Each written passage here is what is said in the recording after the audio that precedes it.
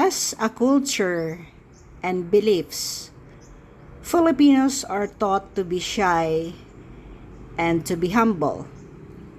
We are not taught to dream big. Itong librong ito ang nagturo sa akin kung paano mag-succeed sa buhay at mag-utak mayaman. Magkaiba ang sinasabi na, naku, acting like mayaman. Diba? Magkaiba yun sa think and act to become rich. Ibig sabihin, mag-isip ka at aksyonan mo ang iniisip mong mga dreams or goals in life to make you succeed or to become rich. Magkaiba yun. So, ako, ito yung aking mga guro.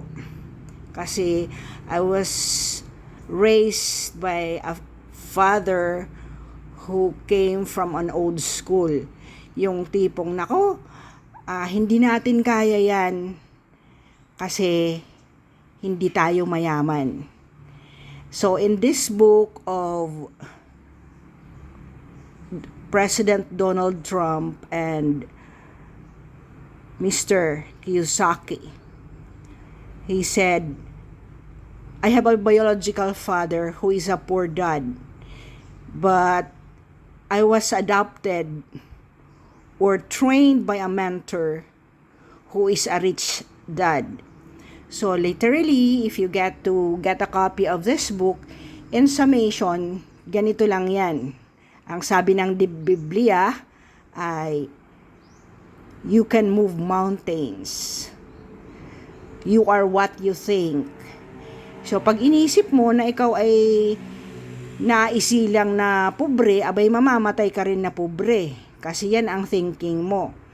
But whatever you wear is not going to define you as a person when you are inclined or design yourself na ikaw ay maging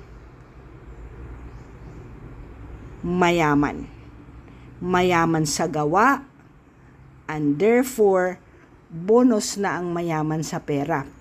Pag magaling ka sa diskarte at ikaw ay dedicated, ikaw ay may apat na fundamental foundation.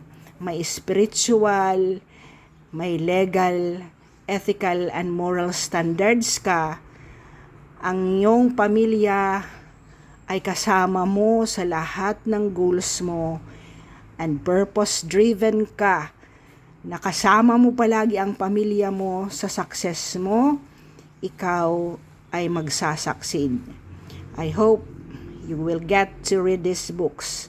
These were the literature which I used to succeed in life. Magandang buhay again at salamat sa pakikinig at pagwawatch ng aking mga contents. Bye-bye.